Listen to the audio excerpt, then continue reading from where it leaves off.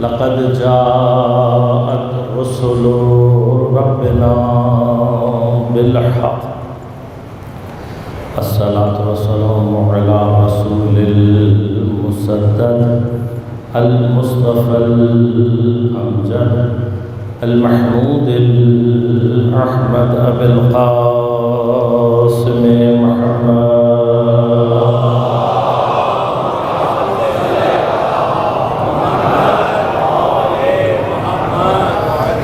والصلاة والسلام على أسد الله الغالب غالب على كل غالب علي بن أبي طالب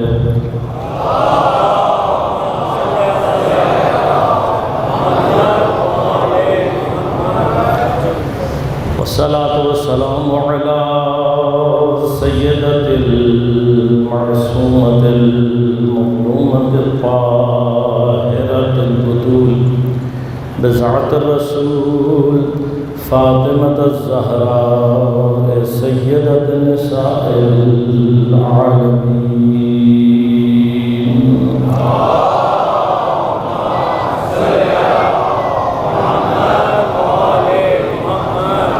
والصلاة والسلام على الحسن المجتبى والحسين المظلوم وأهل بيته الطيبين الطاهرين المعصومين المظلومين المنتجبين المنتخبين لا سيما بقية الله في الأرضين روحي وأرواح العالمين لتراب مقدمه الفداء ولعنة الله على أعدائهم أجمعين أما بعد قال الله تعالى في كتابه الكريم بسم الله الرحمن الرحيم إنما يريد الله ليذهب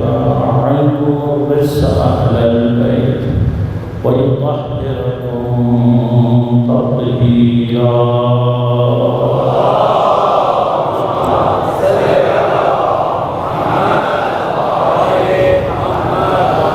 مومنین کرام سامعین محترم عزیزان گرام قدر عزاداران سید الشہداء سن 1344 ہجری کا عاشورہ محرم اور آیہ تطہیر اور مقام عصمت کے عنوان سے ہماری گفتگو کا سلسلہ جاری ہے۔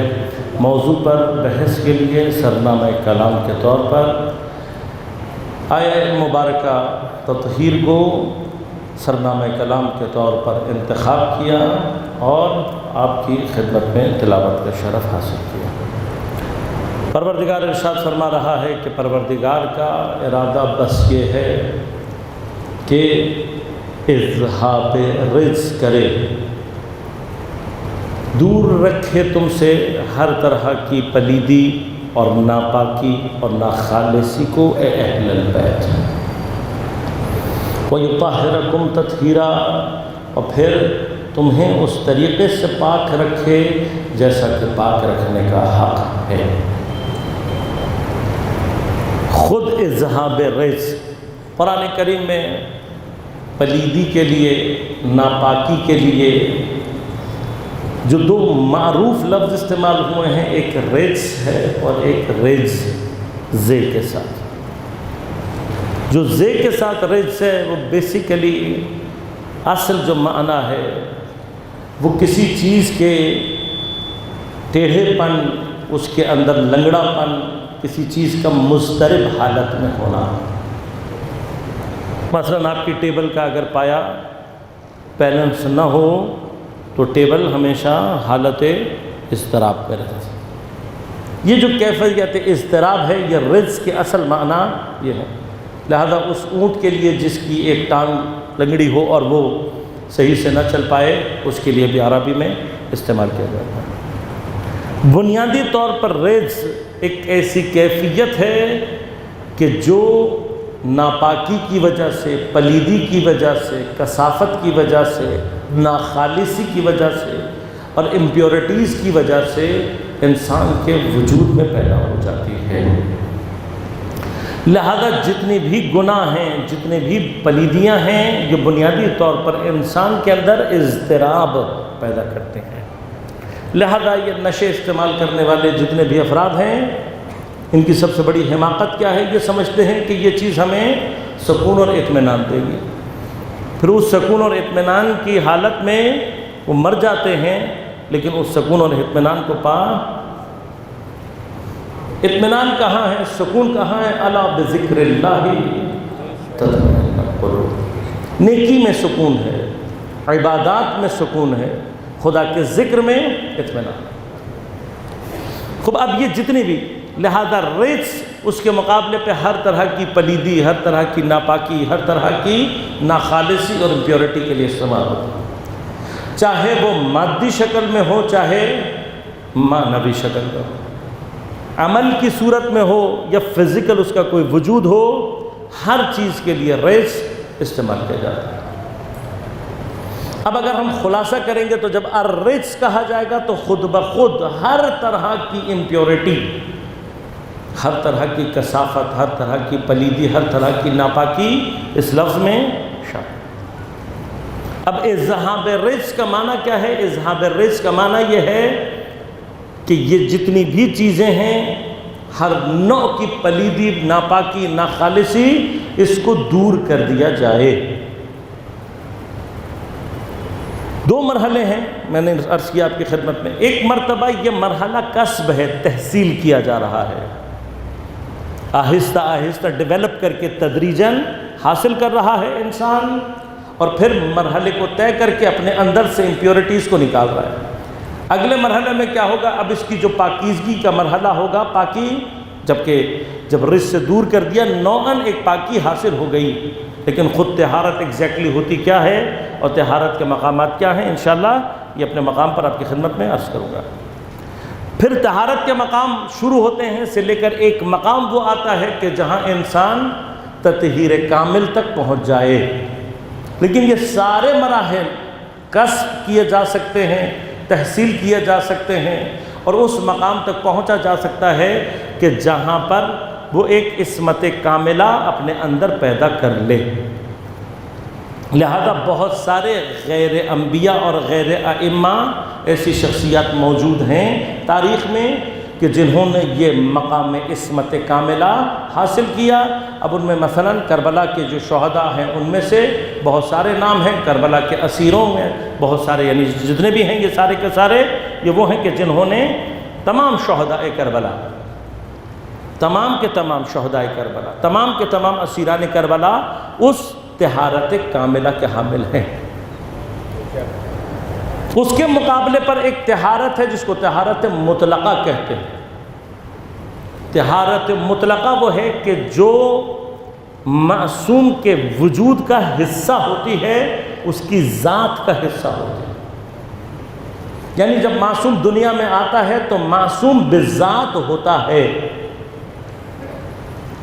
اب اس ایک سوال ہے یہیں پر حل کر دوں، دوبارہ بھی موقع ملے گا تو تفصیل بھی عرض کر دوں گا کہ ہم سے ہو سکتا ہے کوئی یہ پوچھے کہ بھئی جب معصوم بذات معصوم ہوتا ہے اور ہم نے اس بات کو کسب کرنا ہوتا ہے تو معصوم ہمارے لیے قابل پیروی کیسے ہو سکتا ہے؟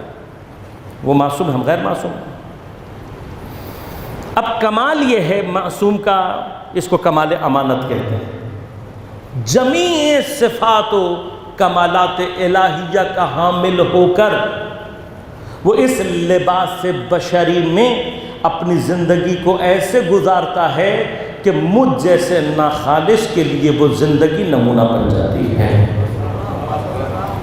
لہذا اللہ نے مجھ سے کہیں عصمت کو تقاضا نہیں کیا ہے، خدا نے مجھ سے کبھی نہیں کہا کہ تم معصوم بنو، اور نہ وہ چیزیں مجھ سے مانگی ہیں جو معصوم کے پاس ہیں، لہذا میرا معاملہ وہ نہیں ہے۔ لیکن میں اپنی اس ساری امپیورٹیز کے ساتھ، اپنی اس ساری غیر عصمت کی کیفیتوں کے ساتھ اگر معصوم کو فالو کر کے اس منزل پر پہنچ جاؤں کہ جہاں میرے اندر عصمت کاملہ پیدا ہو جائے تو اب کیا ہوتا ہے، میں نوعاً تشابہ پیدا کر لیتا ہوں معصوم سے،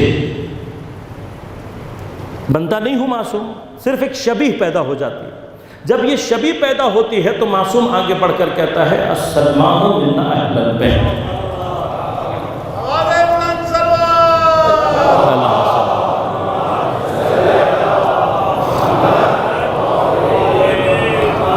لہذا معصوم کا کمال کیا ہے کہ وہ ان تمام صفات، ان تمام کمالات کے باوجود اپنے آپ کو لباس بشری میں مجھ جیسے خاکی، مجھ جیسے محدود و ناقص بشر کے لیے اس طریقے سے اپنی زندگی کو گزارتا ہے کہ میرے لیے وہ آئیڈیل بن جاتا ہے، اور میں پھر اس کی اتباع میں وہاں تک پہنچ سکتا ہوں۔ اب اللہ تبارک و تعالیٰ کے عدل کا تقاضا کیا ہے؟ عدل کا تقاضا یہ ہے کہ اس نے معصوم کو جو مقام عطا کیا ہے، وہ مقام اللہ ہر اس کو دینے کے لیے تیار ہے جو اپنے آپ کو اس مقام تک پہنچانے میں کامیاب ہو جائے۔ اب میں نے یہ بات کہی، بہت سارے لوگوں کو تشویش بھی ہو گئی ہوگی کہ کہاں معصوم اور کہاں ہم، یہ میں نہیں کہہ رہا، زیارت عاشورہ کے جملے ہیں۔ معصوم مجھ سے کہہ رہے ہیں زیارت عاشورہ میں یہ اللہ سے سوال کرو، اسألہ ان یبلغنی، کہاں؟ مقام المحمود عند اللہ، پروردگار کے نزدیک جو اہل بیت کا مقام محدود ہے، پروردگار میں تجھ سے دعا کرتا ہوں کہ تو مجھے اس مقام تک پہنچا دے۔ اب یہ مقام حاصل کیسے ہوگا؟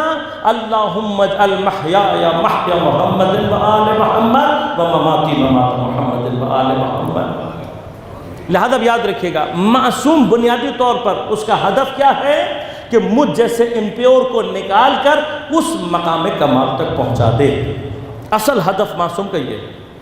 اور اسی ہدف کے لیے، چونکہ اب غور کیجئے گا، مرحلہ کیا ہے؟ مرحلہ یہ انفرادی طور پر بھی ہوگا کام اور اجتماعی طور پر بھی ہوگا۔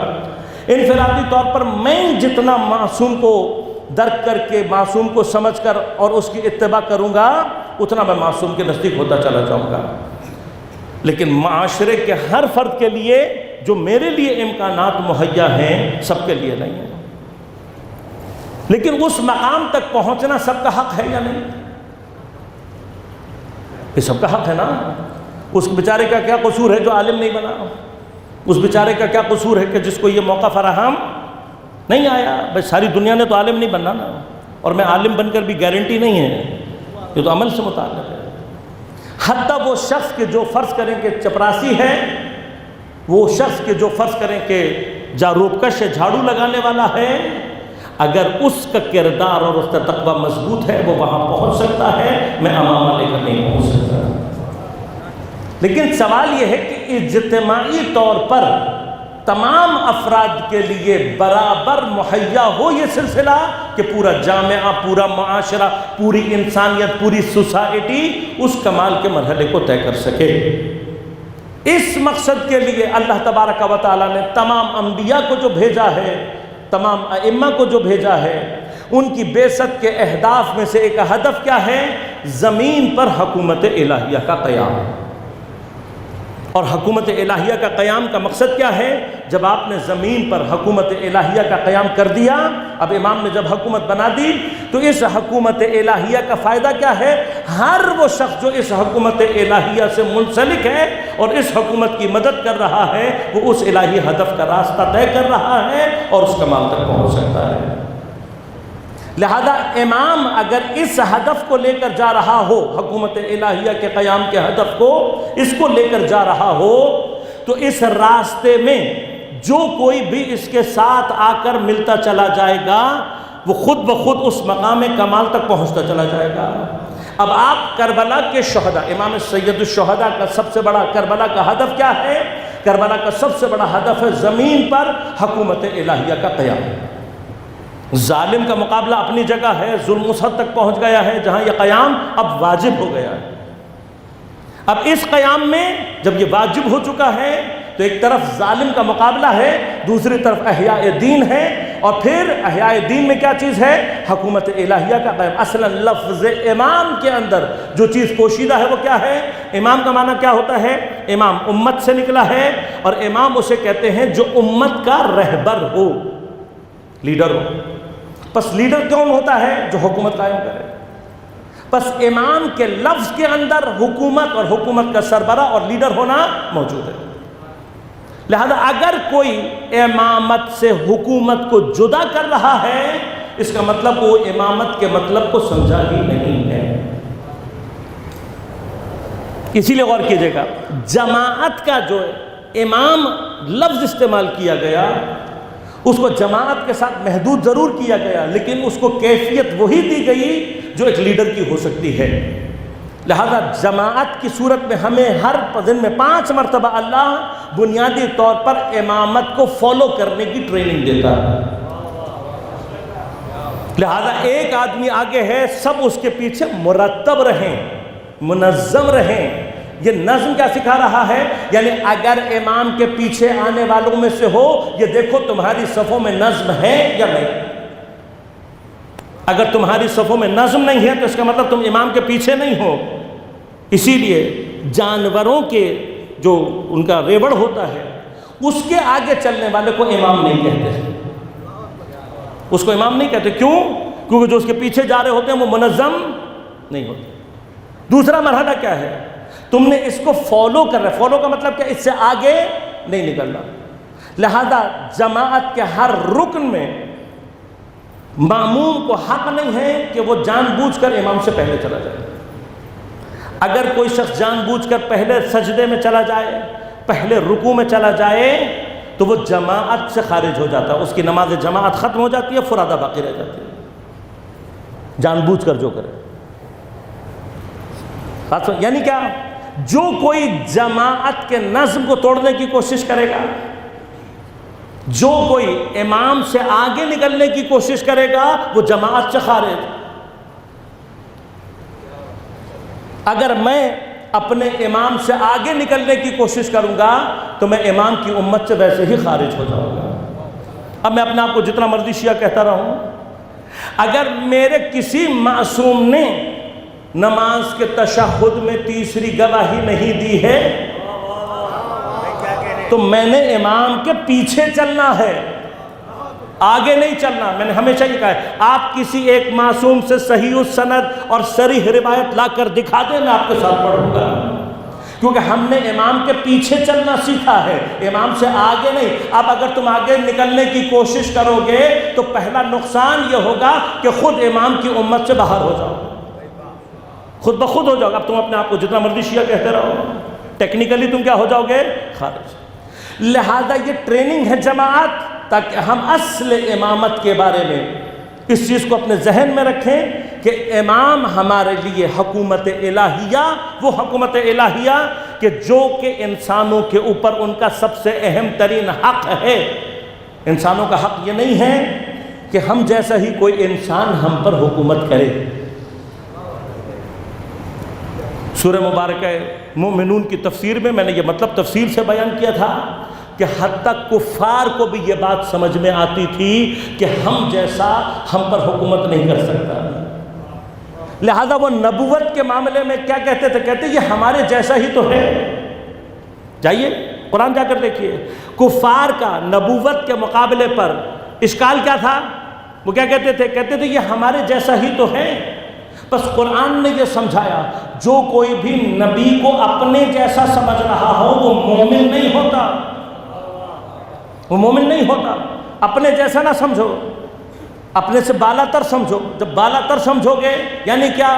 معصوم کو حق ہے کہ وہ عام انسانوں پر حکومت کرے، کیونکہ معصوم کی حکومت کا مطلب دین کی حکومت، اور دین کی حکومت کا مطلب خدا کی حکومت۔ یعنی اگر سوچ دیکھا جائے تو معصوم کی شکل میں انسانوں پر اگر کسی کو حکومت کا حق ہے تو وہ صرف خدا ہے۔ لہذا غور کیجئے گا، کربلا میں سید الشہداء نے پیغام کیا دیا؟ جب امام حکومت الہیہ کے قیام کے لیے نکلے ہیں تو اب یہ حکومت الہیہ کا قیام، خود یہ حکومت الہیہ، اس کا وجود اتنا زبردست ہے کہ جو کوئی بھی اس میں شامل ہو جائے گا وہ اس مقام کمال کو خود بخود در کر لے گا۔ لہذا اب چاہے وہ جناب حبیب ابن مظاہر جیسا فقیہ و عالم ہو، یا جناب زہیرقین جیسا صحابی ہو، یا کچھ دن پہلے مسلمان ہوا زہیب کلبی ہو، یا کل رات تک لعنت اللہ کی صفوں میں بیٹھا ہوا صبح علیہ السلام. یہ جو سارے سفر سید الشہداء، بھئی کچھ تو بہت پرانے ہیں نا. جناب حبیب بچپن سے امام کے ساتھ ہیں. حبیب بھی اسی مقام کو در کر رہا ہے، حر بھی اسی مقام کو در کر رہا ہے، جون بھی اسی مقام کو در کر رہا ہے، زہیر بھی اسی، زہیب بھی، جتنے ہیں وہ سارے کے سارے کہاں ہیں؟ وہاب قلبی. وہاب قلبی کون ہے؟ کچھ دن پہلے تک عیسائی ہے، لیکن اگر اس حکومت الہیہ کے قیام کے مرحلے میں امام کے ساتھ آ جائے جو کل تک غیر مذہب کا تھا آج علیہ السلام ہے. بس یہ جو مرحلہ ہے عزیزوں، معصوم کا کام کیا ہے؟ معصوم ہمارا ہاتھ، ہم جیسوں کا ہاتھ پکڑ کے ہمیں وہاں تک پہنچا سکتا ہے. کربلا اس چیز کی سب سے بڑی گواہ ہے کہ اگر معصوم کے ساتھ اس ہدف میں کوئی ساتھ ہو جائے تو معصوم اس کا ہاتھ پکڑ کے اسے اس کمال کے منزل تک پہنچا دیتا ہے. معصوم کا ایک کام یہ ہے کہ مجھ جیسوں کو نکالے. اب غور کیجیے گا ہمارے اندر یہ امپیورٹیز آتی کہاں سے ہیں؟ تزکیے کا جو مرحلہ ہے. لہذا غور کیجیے گا قرآن نے پیغمبر کی نسبت جس چیز کا حکم دیا ہے وہ تزکیے کا حکم ہے، تطہیر کا نہیں، حکم نہیں دیا. وہ کیوں؟ اگر تزکیہ کامل ہو جائے تو تطہیر کے مقام میں انسان خود بخود معصوم کے ساتھ ہو جاتا ہے. لہذا بنیادی ترین کام جو ہم نے کرنا ہماری جانب سے جو ابھی ہے مرحلہ وہ کیا ہے؟ تزکیہ، اذہاب الرجس. آتی کہاں سے ہے یہ؟ کیوں ہے ہمارے اندر؟ ہمارے اندر اس لیے ہے کہ پروردگار نے ہماری خلقت کو جس طریقے سے اس کے علم میں، اس کی مصلحت میں جس طریقے سے تھا، اس میں اس کا پیدا ہونا ایک عقلی مسئلہ تھا. وہ خلقت کیا ہے؟ اللہ نے، میں بنا رہا ہوں انی خالق بشرا من طین، مٹی سے بناؤ. انسان کو مٹی سے کیوں بنایا؟ جن بھی موجود تھے نا، جنوں کو آگ سے بنایا تھا، اور جن اسی وجہ سے، شیطان اسی وجہ سے یہ سمجھا تھا کہ میں کیا ہوں؟ افضل ہوں. بالآخر آگ کا درجہ خاک سے ایک خاص کیفیت کے اعتبار سے بلند ہے. خاک سے کیا مراد ہے؟ اگر ٹیکنیکلی آج کی زبان میں بات کی جائے تو خاک سے بنیادی طور پر جو مراد ہے وہ ایٹم کا یا ذرے کا وہ سب سے چھوٹا پارٹیکل جس سے نیچے پارٹیکل ہونا تصور نہیں کیا جا سکتا ابھی تک کی زبان میں. ایٹم، ویسے تو الیکٹرونز بھی ہیں، اس کے نیچے بھی فوٹونز بھی نکل آئے ہیں، مگر الیکٹران تنہا نہیں رہ سکتا. خالی پروٹون کو چیز نہیں ہے، خالی نیوٹرون کو چیز. ایٹم بنے گا تو کچھ بنے گا، ایٹم سے نیچے چیز نہیں ہے، پارٹ ہیں چیز نہیں ہے. ایسے ہی ہے نا. اتنی فزکس تو میرے خیال سے امید کرتا ہوں مجھے بھی آتی ہوگی، آپ تو.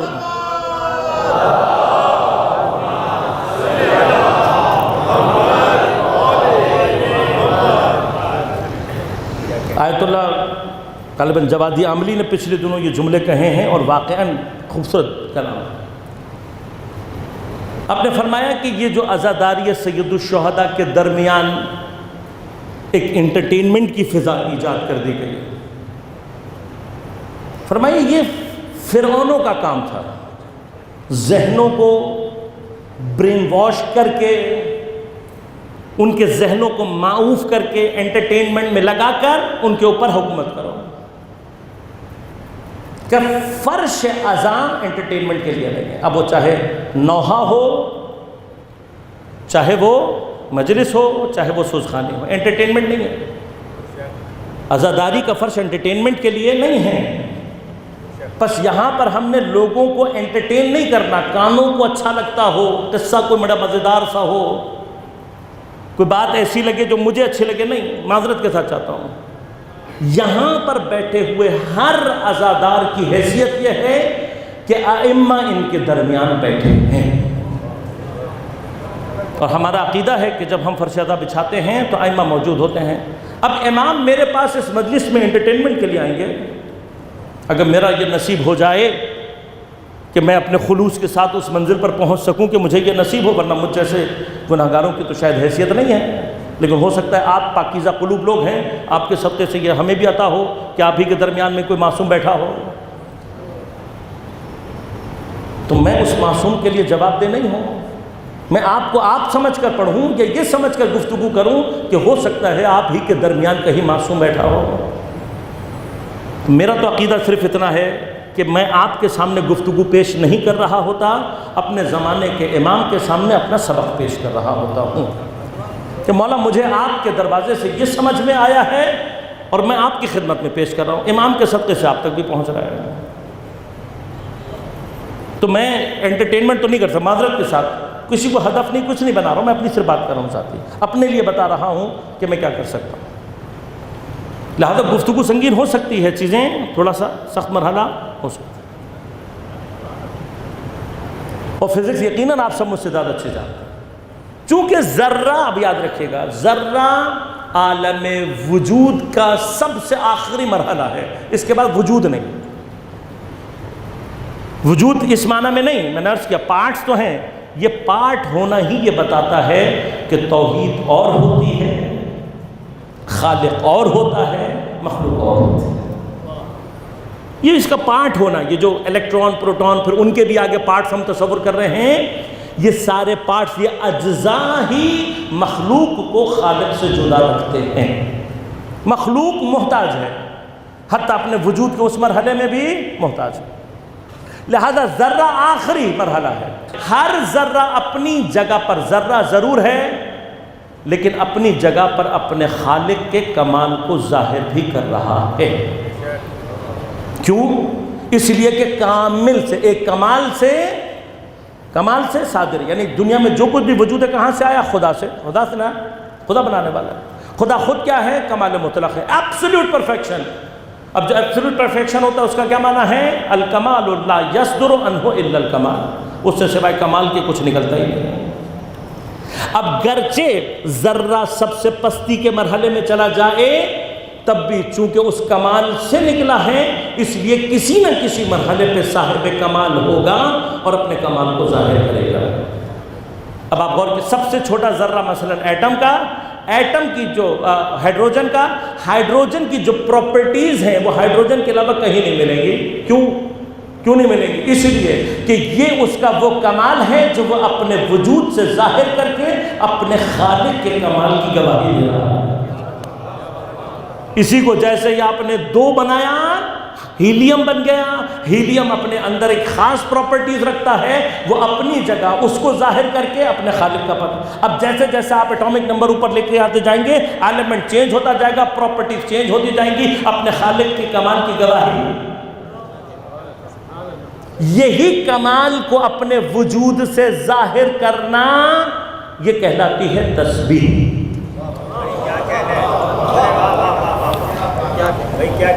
میں اس کی تفصیلی بحث کہیں کر چکا ہوں، آج نہیں کر رہا، اس لیے صرف اشارہ کر رہا ہوں۔ اس کو کہتے ہیں تسبیح، یہ تسبیح ہے۔ لہذا جو فرمایا یسبح للہ ما فی السماوات و ما فی الارض، جو کچھ بھی زمین و آسمان میں ہے خدا کی تسبیح کر رہا ہے، تو ہر وہ شے جو اپنے وجود سے اپنے خالق کے کمال کو ظاہر کر دے وہ اس کی تسبیح کر رہا ہوتا ہے۔ پر حبیب خدا خاتم الانبیاء بلند صلوات، اللہم صلی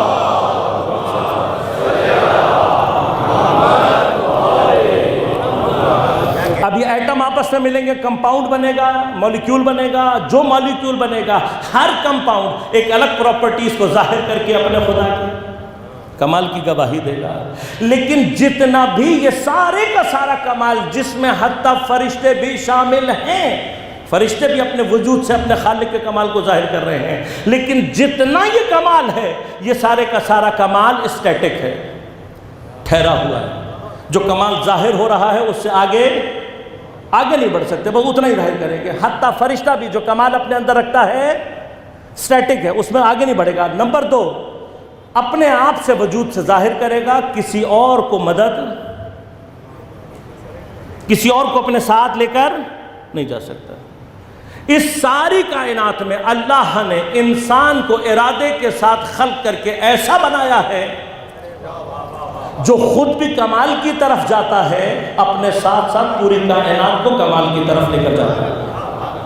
نعرہ تکبیر، اللہ اکبر، نعرہ رسالت، یا رسول اللہ، نعرہ حیدری، یا علی، یا علی، یا میں مشکل گفتگو کر رہا ہوں لیکن یہ معنی ہے عزیزان معنی. بس انسان کی تسبیح افضل ہے پوری کائنات کی تسبیح سے، اور یہ وہ فضیلت تھی جس کی وجہ سے اللہ نے فرشتوں کی تسبیح کو رد کر دیا اور اپنے حبیب کو کہا یسبح بحمدک، اے میرے بندے میری تسبیح کر حمد کے ساتھ. پروردگار تجھے اگر یہی تسبیح چاہیے تھی تو اول خلقت میں جب فرشتے کہہ رہے تھے نحن نسبح بحمدک تو وہ بھی تو یہی کہہ رہے تھے، تو اس تسبیح میں اور اس تسبیح میں کیا فرق ہے؟ ہاں، ان کی تسبیح کو رد کر دیا اور اپنے خاتم النبیین، اپنے سب سے حبیب، کائنات کی سب سے افضل ترین شخصیت کو پھر کہہ رہا ہے یسبح بحمدک. بھئی یہی تسبیح چاہیے تھی تو فرشتے تو کر رہے تھے، تو جواب کیا آئے گا؟ فرشتوں کی تسبیح اور ہے، انسان کی تسبیح اور. لہذا غور کیجیے گا. مرحلہ کیا یہ میں سمجھانا چاہتا ہوں تاکہ یہ مراحل آپ کے ذہن میں رہیں. اب خدا کیا چاہتا ہے؟ خدا یہ چاہتا تھا، لہذا میں نے پچھلے سال خلافت کی بحث میں یہ معنی آپ کی خدمت میں عرض کیا تھا. خدا کیا چاہتا ہے؟ یہ جو ذرہ ہے اور ذرے سے لے کر اوپر تک جو کچھ بھی عالم مادہ میں ہے، یہ جس بھی کمال کی منزل پر ہے وہاں سے ترقی کرے، کیونکہ خدا صرف خالق نہیں ہے، رشید بھی ہے، ہادی بھی ہے. اس کا کام ہے ہر چیز کو رشد دے کر کمال تک پہنچانا، اس کی ذمہ داری ہے. اِنَّ عَلَيْنَا لَلْہُدَىٰ، ہماری ذمہ داری ہے. یہ جو ہدا ہے یہ صرف انسانوں کے لیے نہیں ہے بلکہ کائنات میں جو بھی خلق ہوا ہے اس کی ہدایت کرنی ہے. لہذا حضرت موسیٰ نے فرعون کے سامنے خدا کی کیا تعریف بیان کی؟ الَّذِي أَعْطَى كُلَّ شَيْءٍ خَلْقَهُ ثُمَّ هَدَىٰ، میرا خدا وہ ہے کہ جس نے ہر شے کو خلق کیا اور اس کی ہدایت کی. کہاں ہدایت کی؟ کیا یہ صرف زمین اور آسمان کا ایک دوسرے کے گرد چرخنا ایک خاص طریقے سے یہ ہدایت ہے؟ نہیں، ہدایت وہ ہوتی ہے جو کمال کی طرف لے کر جائے. اب ان تمام چیزوں کو جو کمال کی طرف لے کر جانے والا ہے وہ زمین پر اللہ کی جانب سے اس پروسیس کو انجام دینے کے لیے انسان کے نام سے زمین پر اتارا گیا. لہذا خلافت اللہ کا جو عام مفہوم انسان کے لیے ہے، جو تمام انسانوں پر صدق کرتا ہے، وہ کیا ہے؟ انسان مومن اپنے ایمان کے ذریعے سے جب ترقی کرتا ہے تو صرف اپنے وجود کو ترقی نہیں دے رہا ہوتا بلکہ جو کچھ اس کے استعمال میں آ رہا ہوتا ہے، جو کچھ اس کے ارد گرد ہوتا ہے وہ ترقی کر رہا ہوتا ہے. لہذا پوری کائنات کو بنانے کا ہدف اللہ تبارک و تعالیٰ کا ایک ہدف کیا ہے؟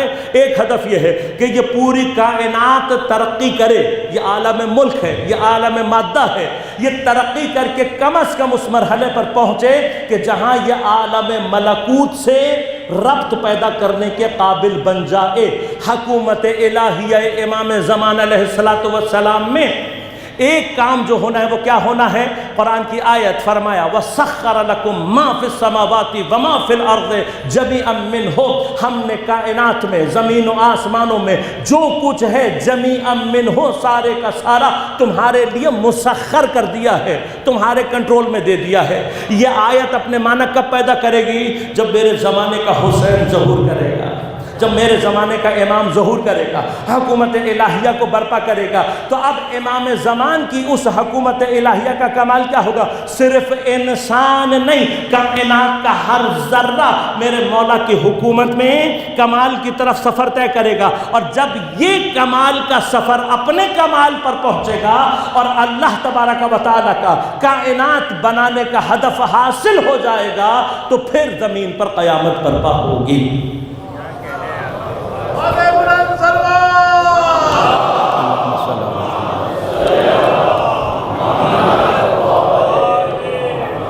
لہذا یاد رکھے گا تشیع میں، دین مبین اسلام میں قیامت کا جو تصور ہے وہ خدا کے فیلئر کا تصور نہیں ہے. یہ فیلئر کا تصور ہے کہ لوگ گناہ زیادہ کریں گے، اللہ تعالیٰ کہے گا چلو بھائی لپیٹو سارا کو. جب انسان دنیا عالم ملک صلاحیت ہی کا پیدا کر سکے ملکوت کی تو اس کو حق نہیں ہے. جو اس طرح سے جائے گا اس کے لیے اللہ نے جہنم بنا کے، اس کے لیے جہنم بنا کے رکھی ہے. جو کمال حاصل کر لے گا اس کے لیے جنت بنا کر رکھی ہے. بس اللہ کا جو ہدف ہے وہ حاصل ہوگا کس؟ اسی امام کے ذریعے سے. اب غور کیجیے گا، چونکہ اللہ نے ذرے سے لے کر ذرے سے لے کر تمام عالم ملک کو ترقی دینی تھی، اس لیے اللہ نے انہی ذرات کو جمع کر کے مٹی بنائی۔ یہ جو 3 انسان کی ہے، یہ کیا ہیں؟ جتنے ایلیمنٹ کائنات میں پائے جاتے ہیں انسان کے اس بدن کے اندر موجود ہیں، اور یہ سائنٹیفکلی بھی پروف ہو چکا ہے۔ اب یہ سارے کے سارے ایلیمنٹ لے کے، یعنی مادے کی جو ابتدائی صورت ہے اس کا ہر ایلیمنٹ اللہ نے جمع کیا، اور پھر اس سے ایک مجسمہ، ایک بدن تیار کرنے کے بعد جب وہ تیار ہو گیا، نفخت فیہ من روحی، اس کے اندر اللہ نے اپنی روح میں سے پھونکا۔ یہ جو انسانی روح کو اللہ نے اپنے سے نسبت دی ہے، یہ انسان کا وہ کمال ہے جو زمین پر نہیں، کائنات میں انسان کے سوا کسی اور کو حاصل نہیں ہے۔ لیکن اب ہوتا کیا ہے؟ ہوتا یہ ہے کہ جب آپ اتنی بلند شے کو اتنے پست پنجرے میں قید کر لیتے ہیں، ہاں، اتنی بلند چیز کو اتنی چھوٹی چیز میں قید کر لیں تو نتیجہ کیا نکلتا ہے؟ تنازع، کانسٹرینٹس ڈیولپ ہوتے ہیں۔ کیوں؟ روح چاہتی ہے اوپر جانا، اور بدن ہے پست، تو کانسٹرینٹ ایجاد ہوتا ہے۔ کانسٹرینٹ کو اگر حل نہ کیا جائے تو تنازع پیدا ہوتا ہے، تنازع کی صورت میں فساد پیدا ہوتا ہے، فساد کی صورت میں خون بہتا ہے۔ یہی چیز تو تھی جو فرشتوں کو نظر آ رہی تھی، یہی انہوں نے اسی چیز پر اعتراض کیا۔ اس چیز پر جب اعتراض کیا تو چونکہ یہ اعتراض صحیح تھا، اللہ نے ریجیکٹ نہیں کیا۔ اس کے مقابلے پر شیطان کا اعتراض کیا تھا؟ خلقتنی من نار وخلقتہ من طین۔ اس کو بس یہ ظان تھا کہ تو نے مجھے آگ سے بنایا ہے، اسے مٹی سے۔ اللہ نے کہا یہ کوئی مقام یہ نہیں ہے، آگ سے بنا ہوا ہونا یہ معیار نہیں ہے، معیار یہ ہے کہ تمہارے اندر اس روح الہی کو حمل کرنے کی صلاحیت نہیں ہے، اس کو خلق کیا ہے، اس کے اندر صلاحیت ہے، اصل جو ترقی دی ہے وہ صلاحیت پر دی ہے۔ اب چونکہ شیطان کے اندر تکبر تھا، اس نے اس تکبر کا اظہار کیا، اور جب انسان بن گیا اور وہ فساد کی کیفیت اس کو بھی نظر آ رہی تھی، تو اس نے بڑی حقارت کے ساتھ، سورہ مبارک کے اسرا جا کر پڑھیں آپ، شیطان صرف سجدے سے منکر نہیں ہے، جسور ہے، تکبر ہے، جرأت کر رہا ہے پروردگار کہ یہ ارأیتک ھذا، اس کو کرمت علیہ، اس کو تو نے میرے اوپر کیا تھا، یہ جو زمین میں فساد پڑے، اس کو بنایا، جرأت کی اس نے اللہ پر، اور پھر کہا کہ اگر تو مجھے مہلت دے دینا تو میں ان سب کو الا قلیلا، سب کو بہکا دوں گا سوائے ایک چھوٹی سی جماعت۔ اب یہ چھوٹی سی جماعت کون ہے؟ تمام کے تمام مفسرین کہتے ہیں یہ ہے معصوم۔ تو اتنا تو شیطان کو بھی پتا تھا کہ معصوم اور ہوتا ہے، غیر معصوم۔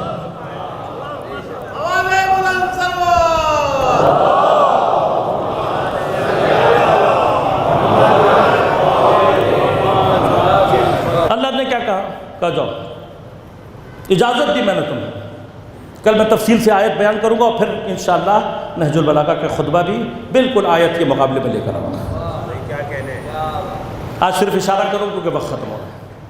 اللہ نے کہا جا اپنے سوارے لے کر آ، اپنے پیادے لے کر آ، اپنا لشکر لے کر آ، اپنے بچے لے کر آ، جا تجھے اجازت دی، ان کو وسواس میں ڈال، ان کی اولاد میں شریک ہو، جو کرنا کر، جو تیرے پیچھے آئے گا سب کو جہنم میں ڈال۔ پھر یہ نہیں دیکھوں گا کہ جماعت کتنی بڑی ہے، پھر میں اکثریت نہیں دیکھوں گا، بلکہ اکثریت تیرے پیچھے جائے گی اور اکثریت کو پھینکوں گا۔ لہذا ہمارے جو بچے باز یہ کہتے ہیں کہ مولانا ہم اتنے تھوڑے کیوں ہیں، تو یاد رکھنا قرآن کا اصول ہے قلیلا من عبادی الشکور، میرے شکر کرنے والے بندے ہمیشہ سے تھوڑے ہی رہے۔ البتہ اور بھی دلیلیں ہیں، اس میں انشاءاللہ کبھی موقع رہا تو عرض کروں گا۔ اب اس کے بعد کی آیت خدا کی جانب سے عجیب آیت ہے کہ جاؤ تم سب کو جہنم میں ڈال دوں گا، لیکن سن، ان عبادی، جو میرے بندے ہیں نا، میرے بندے، لیس لک علیہم سلطان، تو ان کو کچھ نہیں کر سکے۔ وَكَفَىٰ بِرَبِّكَ وَكِيلًا، اور تیرا پروردگار، میں جو تیرا پروردگار ہوں، میری وکالت کافی ہے۔ یہ جو کہا ہے نا پروردگار نے، میں تھوڑا سا چاہتا ہوں کہ آپ اس کو تھوڑا سا اپنے ذہنوں میں کلیئر کریں تاکہ آپ کو اپنی جگہ سمجھ میں آئے کہ ہم ہیں کہاں کھڑے۔ میں لفظ استعمال کروں، یہ خدا کا غرور ہے۔ جیسے ہوتا ہے نا، کسی کا سارا خاندان دشمن ہو جائے لیکن اسے اپنے بیٹے پر اعتماد ہوتا ہے، کہتا جاؤ تم سب جو کرنا ہے کر لو، یہ جو میرا بیٹا ہے نا یہ میرا ساتھ دے گا۔ ایسا بیٹا باپ کا غرور ہوتا ہے۔ ساری دنیا دشمن ہو جائے لیکن آپ کا کوئی دوست ایسا ہو جس پر آپ کو اعتماد ہو، تو آپ کیا کہیں گے؟ کہا جاؤ تم سارے میرے دشمن ہو جاؤ، یہ جو میرا دوست ہے نا، یہ دوست میرا، اس سے تم نہیں ہٹا سکتے۔ ہاں کبھی مجھے نہیں پتا آپ کے ساتھ پیش آیا ہو یا نہیں، کسی فلم میں ہی دیکھ لیا ہوگا، ہو سکتا ہے کسی ڈرامے میں، نہیں دیکھا ہوگا تو میں بتا رہا ہوں، لیکن ہوتا ہے یا نہیں ہوتا؟ غرور ہوتا ہے نا۔ ایسا فرد، ایسی شخصیت انسان کا کیا ہوتا ہے؟ غرور ہوتا ہے اس کا، اس کو اس پر اعتماد ہوتا ہے۔ یہ آیت گویا اسی طرح کی کیفیت کو بیان کر رہی ہے کچھ بندوں کو۔ اب یہ معصوم نہیں ہے، معصوموں کی بات تو وہ شیطان خود کر چکا ہے، یہ معصوموں کو چھوڑ کر کوئی ہے جس کے لیے اللہ کہہ رہا ہے ان عبادی، میرے یہ بندے ایسے ہیں، لیس لک علیہم سلطان، تیرا ان کے اوپر کوئی اختیار نہیں چلے گا۔ لہذا یاد رکھنا یہ وہ افراد ہیں کہ جو زمین پر حسین کے شیعہ کہلاتے ہیں۔ جتنا شیطان نے زور لگا لیا ہے، جن کو نہیں ہلا سکا وہ یہ لوگ ہیں۔ کیوں؟ اس لیے کہ سید الشہداء نے کربلا کو برپا کر کے شیعوں کو جو استحکام عطا کیا ہے اسے تا قیام قیامت کو ختم نہیں کر سکتا۔ لیکن اب کچھ بات کرنے جا رہا ہوں اور بہت عذر خواہی کے ساتھ یہ گفتگو کر رہا ہوں کیونکہ یہ میرے موضوع سے ہٹ کر کچھ گفتگو ہے لیکن ضروری ہو گیا ہے، اور اس کے لیے میں بہت پیشگی آپ سب سے معذرت چاہ رہا ہوں، شاید تھوڑا سا وقت بھی زیادہ ہو جائے لیکن اس کو ضروری سمجھتا ہوں۔ چونکہ کربلا زمین پر امام زمان علیہ السلام کی اس حکومت کیوں پردے میں ہے؟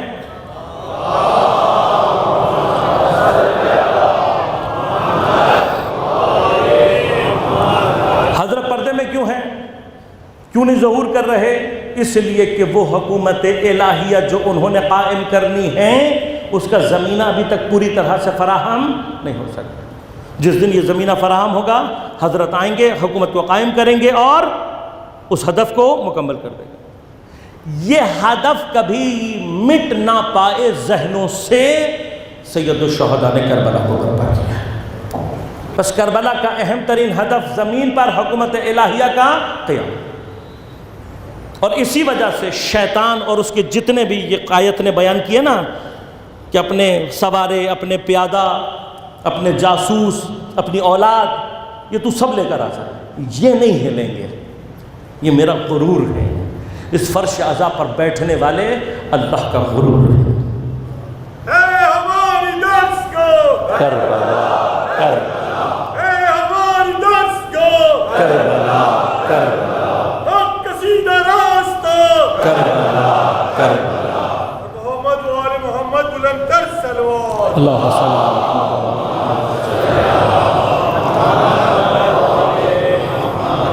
جو غرور ہے پروردگار، ان کے لیے کہا ہے۔ کیوں؟ اس لیے کہ جب تک یہ کربلا کے ہدف سے جڑے رہیں گے،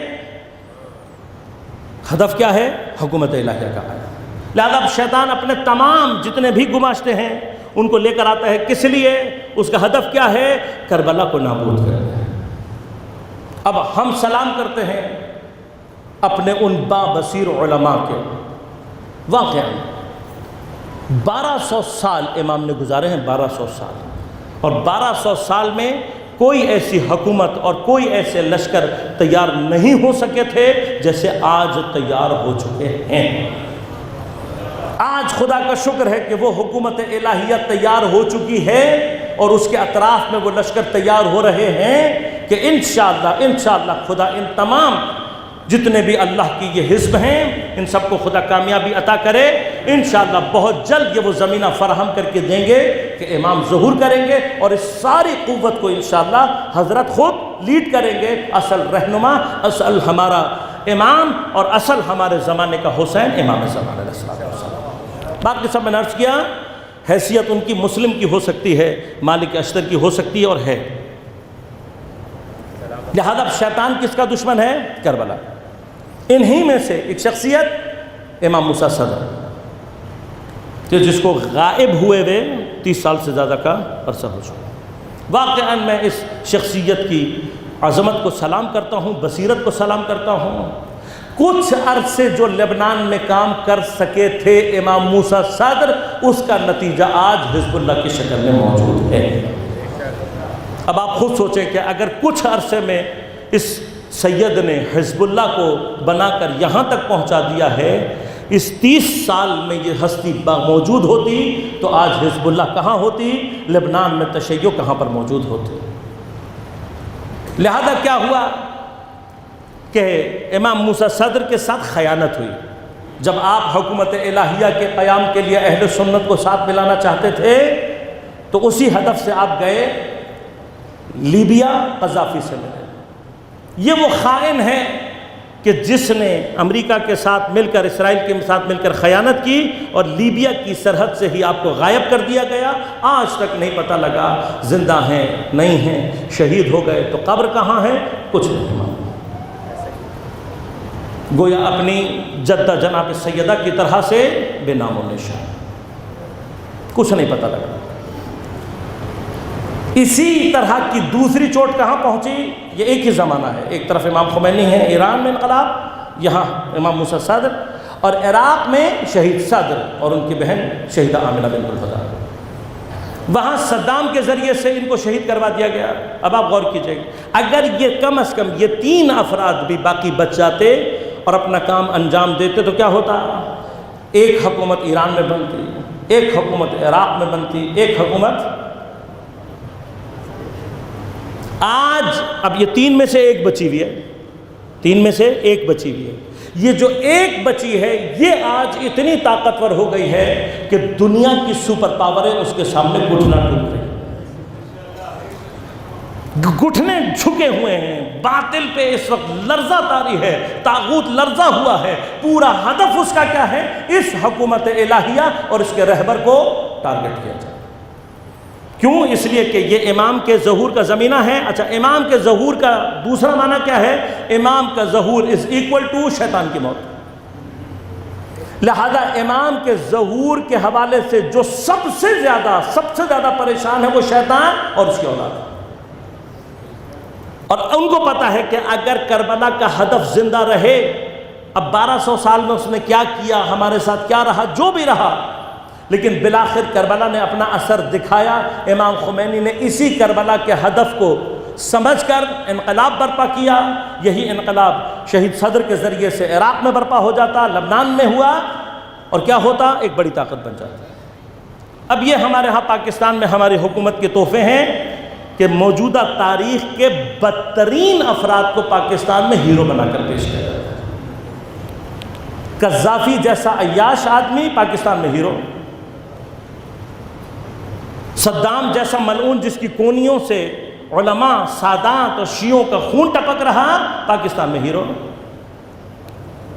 اور ان کی حقیقت اور کارنامے سنانے لگوں تو الگ نشست چاہیے، ان کو ہیرو بنا کر پیش کیا جاتا ہے پاکستان میں، جبکہ یہ بدترین خائن ہے۔ امام موسیٰ صدر آج سے 30 سال پہلے 2 جملے ان کے ایسے ہیں جس نے مجھے منقلب کیا۔ ان میں سے ایک جملہ کیا تھا؟ کہا کہ یاد رکھو کربلا اور امام حسین کے 3 دشمن ہیں۔ کہ ایک دشمن وہ ہے کہ جس کی دشمنی خود امام حسین علیہ السلام، شخص امام حسین سے تھی، اور اس نے کربلا میں جتنا اس کو بغض تھا اس میں سید الشہداء سے نکالا۔ آپ کے بچوں کی شہادت، آپ کے ساتھیوں کی شہادت، آپ کے اوپر پانی کا بند کرنا، بے رحمی کے ساتھ آپ کو قتل کرنا، قتل کر کے آپ کے لاش کی بے حرمتی کرنا، سروں کو کاٹ کر نیزے پہ چڑھانا، چادروں کو چھین کر بیویوں کو دربدر لے کر جانا، یہ وہ ساری کی ساری نفرت تھی جو اس نے نکالی، اور اپنے طور پر وہ حسین علیہ السلام اور کربلا کو مٹانا چاہتا تھا۔ آج خود نابود ہو گیا ہے۔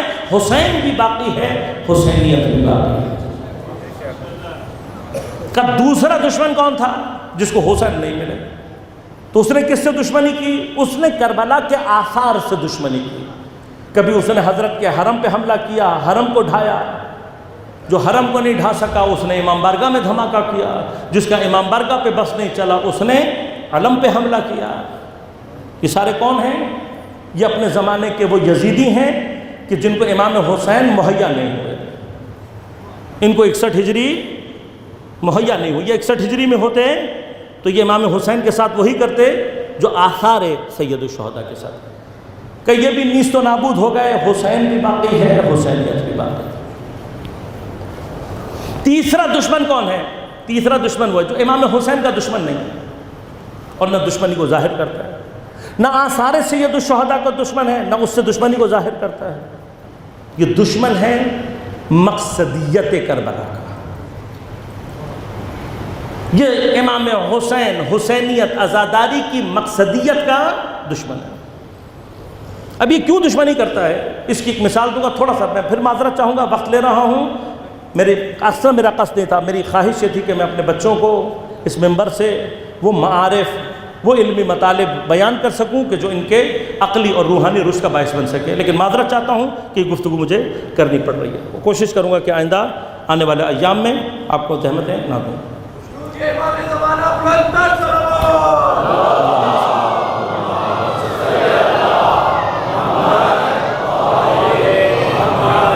اس کی بہترین مثال جو یہ آج کر رہے ہیں، اب یہ رہبر کی بصیرت ہے۔ یہ جو مقصدیت کے دشمن ہیں یہ کون ہیں؟ یہ وہ ہیں کہ جنہوں نے برطانیہ کے بالوں پر کے نیچے بیٹھ کر شیعوں کے رنگ و ڈھنگ کو استعمال کیا، وہاں سے عمامے پہنے، وہاں سے لباس پہنا، اپنی گفتگو میں وہ ائمہ کے متعلق بڑی زبردست باتیں کریں گے، کربلا کے حوالے سے بڑی زبردست گفتگو کریں گے، آپ کو عزاداری کی ایسی ایسی احادیث سنائیں گے کہ ہمارا نوجوان کچھ دیر کے لیے منقلب ہو جائے گا کہ بھیا یہ تو بڑا عزادار مولانا ہے۔ اور جب آپ منقلب ہو جائیں گے تو آپ سے کیا کہے گا؟ آپ سے کہے گا بس عزاداری کرو۔ مقصد کیا ہوتا ہے؟ یہ حسینیت کیا چیز ہوتی ہے؟ یہ کوئی سیاسی جلسہ ہے جہاں زندہ باد کے نعرے لگ رہے ہیں؟ اسی حسینیت کے زندہ باد نے تو ہمیں زندہ رکھا ہے۔ ان مجاہدین کو جس کی وجہ سے آج تشیع عزت میں بھی ہیں اور تمام مقامات مقدسہ محفوظ ہیں، اصل ہدف ہے۔ اور کیا کہیں گے؟ یہ کیا ہے؟ کلو یوم عاشورا اور کلو ارض کربلا۔ نہ کوئی زمین کربلا جیسی ہو سکتی ہے اور نہ کوئی دن عاشورا۔ کیوں؟ فرمایا یوم کا یا ابا عبداللہ، تو جب امام نے کہہ دیا کہ حضرت امام حسین جیسا کوئی دن نہیں ہو سکتا تو ہر دن عاشورا کیسے ہو سکتا ہے؟ اور پھر ساتھ ساتھ یہ بھی کہیں گے علماء کا احترام کرنا چاہیے۔ غور کیجیے، شبہات کا اندازہ دیجیے۔ اول تو یہ نعرہ لگانے والے ان کا ہدف یہ نہیں ہے کہ وہ کسی زمین کو کربلا سمجھ لیتے ہیں، یہ ہدف نہیں، نہ کسی دن کو عاشورا کرتے ہیں۔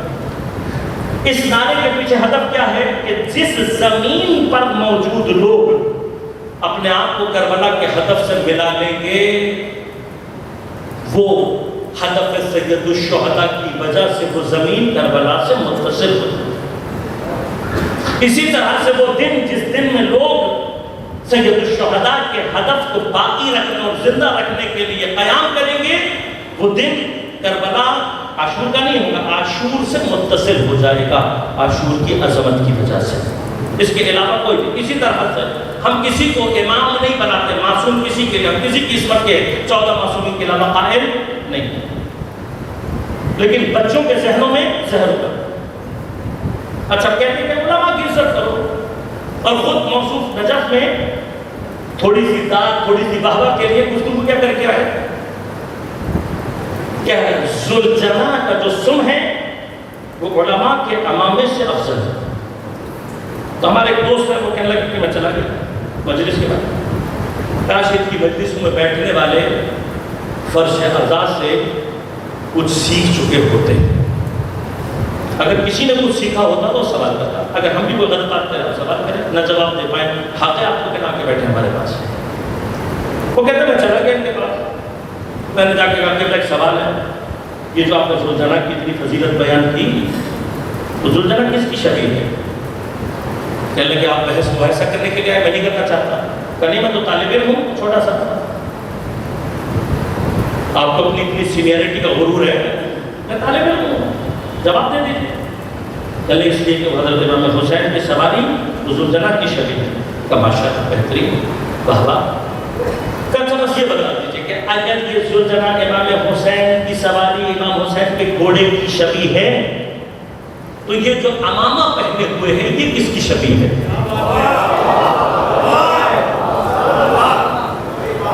گھوڑا شبیہ بن سکتا ہے امام حسین کی، شباب کو شباہت کی ہے، ہم بھی امام کی کسی ادنا سے غلام کی شبیہ تو بن سکتے ہیں، اور سید بھی ہو۔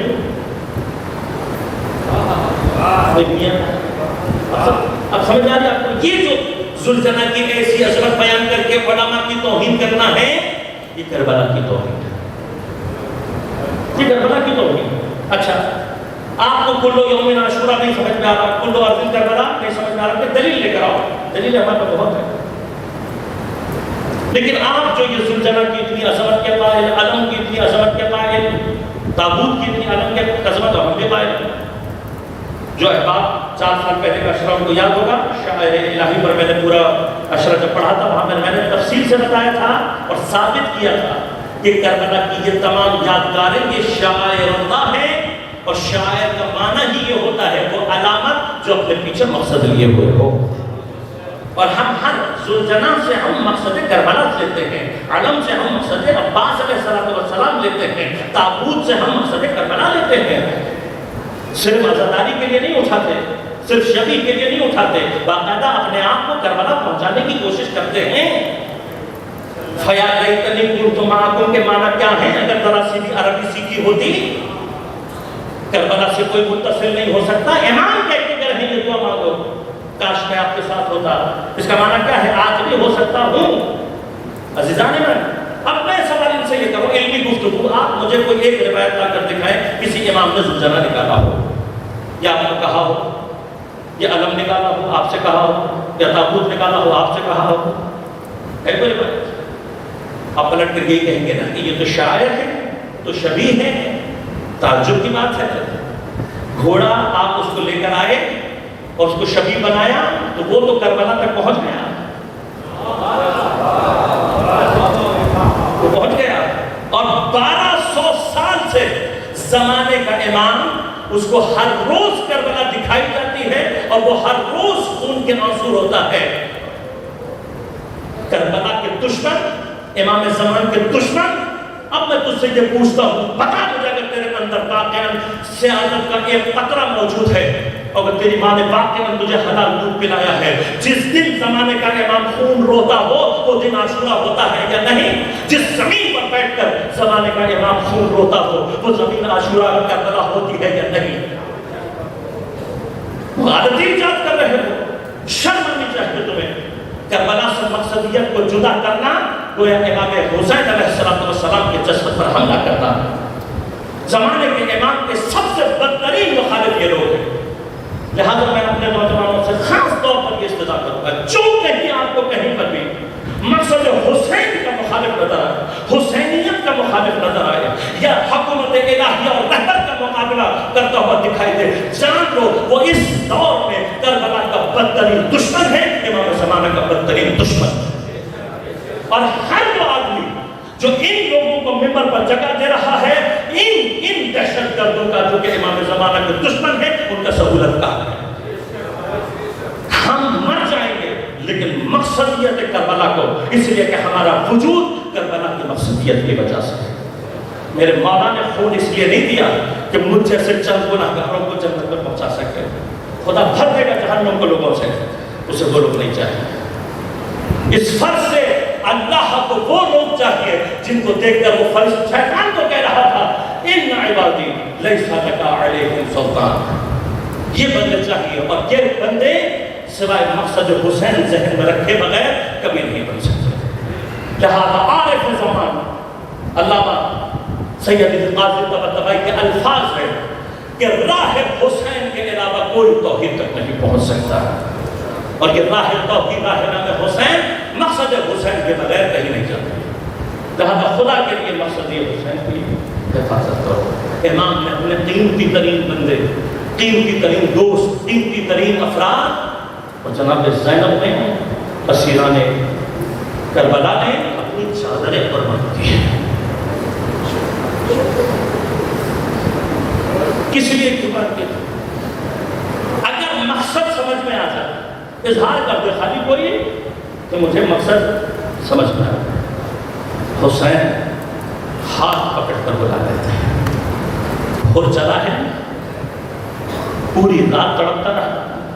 صبح جب نکلا ہے لشکر سے، جناب غور بیٹا اور غلام ساتھ ہے، پہلے نہر کی طرف گئے، یہاں والے سمجھے کہ شاید گھوڑوں کو پانی پلانے کے، پھر وہاں سے رخ تبدیل کیا، امام حسین کے لشکر کی طرف جا رہا ہے، یہ سمجھے کہ شاید حملے میں سبقت کرنا چاہتا ہے وہ.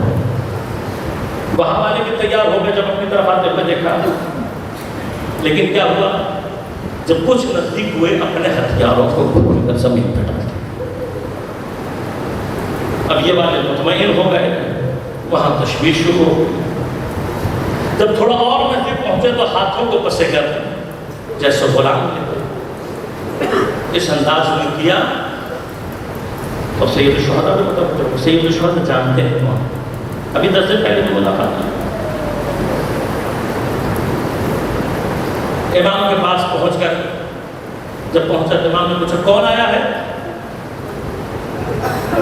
اس سید الشہداء کا کون مجھ جیسے گنہگاروں کی سب سے بڑی امید ہے.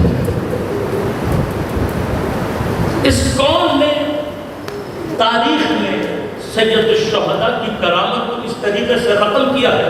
تم ایک مرتبہ حر کی طرح توبہ کر کے آ جاؤ، میں سب کچھ بھلا دوں گا. بھلا دوں گا. میں نے جب تمہیں بھلا دیا تو کون کو؟ ہمارا وہ گناہ گار ہے جس کی وجہ سے سیدانیہ اور آپ کے بچے 3 دن کے بھوکے اور پیاسے.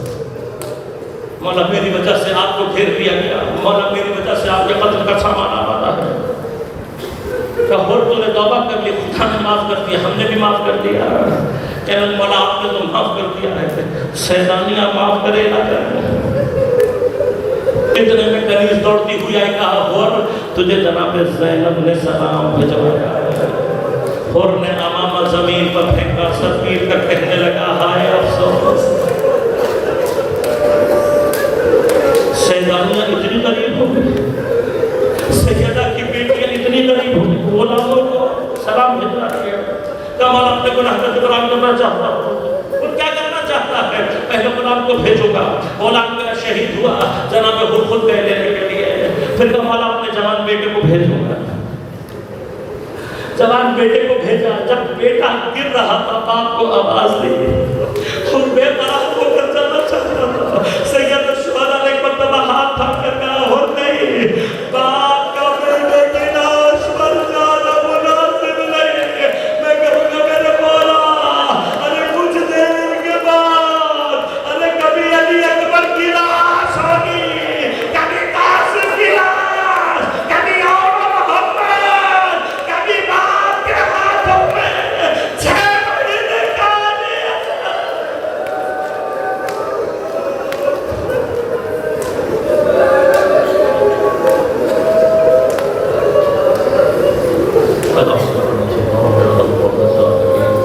وسيعلم الذين ظلموا أي منقلب ينقلبون.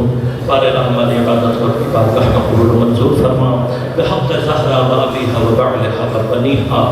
امام زمان علیہ السلام کے ظہور میں تعجیل فرما. بار بحق زہرا و ابیہا و بعلہا و بنیہا. دشمنان عزاداری چاہے خارجی ہو چاہے داخلی، بار الہ اگر ہدایت کے قابل نہیں ہے نیست نابود فرما. بار بحق زہرا و ابیہا و بعلہا و بنیہا. تمام علماء حق اور مراجع اسلام کی حفاظت فرما. بار الہ علماء کی لباس میں موجود ان ناصروں کو نیست نابود فرما.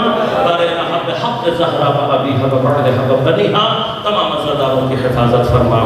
ہم سب کو امام زمان کے خیر اعوان و خیر انصار میں شمار ہونے کی توفیق عنایت فرما.